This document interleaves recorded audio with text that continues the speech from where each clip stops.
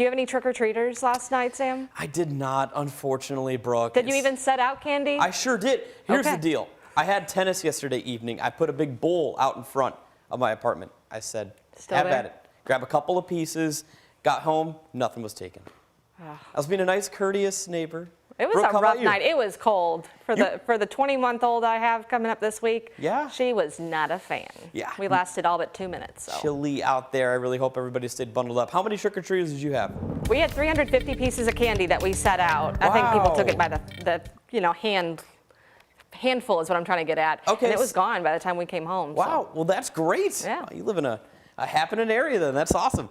We had a couple of photos coming in from Halloween. Speak of the devil here. We had some gorgeous shots coming in from yesterday evening, and this one really takes the cake. Sent in by Rich here on our Facebook. Just take a look at that serene capture here, looking off to the west, right over the river, past the skyline. And that sunset on Halloween right around 6:45. I really hope you got outside and really enjoyed our Halloween holiday. Here's our low temperatures this morning. Brandenburg dipped down to 20 degrees. We fell to 30 this morning in Louisville. Several other areas around Kentuckiana were in the lower to middle 20s, so it made for a deep freeze once again for a lot of us. The reason why we're locked in this cold airflow out of the north and west is we're staying kind of on the eastern periphery of this high pressure that's developing in the middle portion of the country. It's bringing the dry air, but along with that, we have that north wind flow, and that's what's making for lake effect snowfall for a lot of our friends actually from Michigan, even much of Wisconsin, and even towards the northeastern area of the country. Actually, this is actually a live look from Evansburg, Pennsylvania, and yes, you can see this is snow in the background. Again, this is not Kentuckiana. This is coming from Pennsylvania, about an hour to the east there, Pittsburgh. So they are picking up some snowfall to our northeast, and there's actually a live look at the eastern seaboard and much of the Midwest Valley.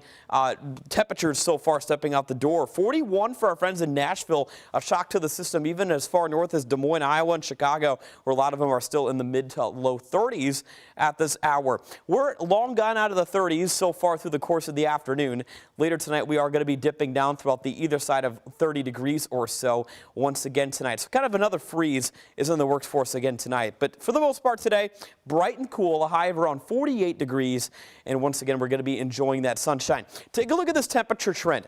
Tomorrow, 54. We'll be back into the 60s by Friday. And if you're looking to book some afternoon plans throughout Saturday and Sunday, the first weekend of November, we're looking to be staying pretty mild. We do have a lot of events going on, well, a fair amount of events around town.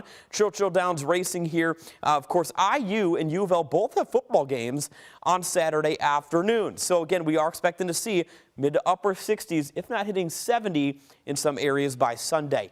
This is our localized futurecast, basically a cloudless sky today, tonight, and going into much of the day tomorrow. Maybe a couple of high-passing cirrus clouds tomorrow midday and through the early morning hours, but other than that, we're looking pretty darn quiet on Futurecast. There's our complete 7-day forecast. Again, reminder, daylight saving time will be coming to an end Saturday night into Sunday morning. So make sure you fall back 1 hour with those clocks. That begins at 2 a.m. our time here heading into early Sunday morning. And again, there are going to be some chances for rain as we get into Election Day in late Monday.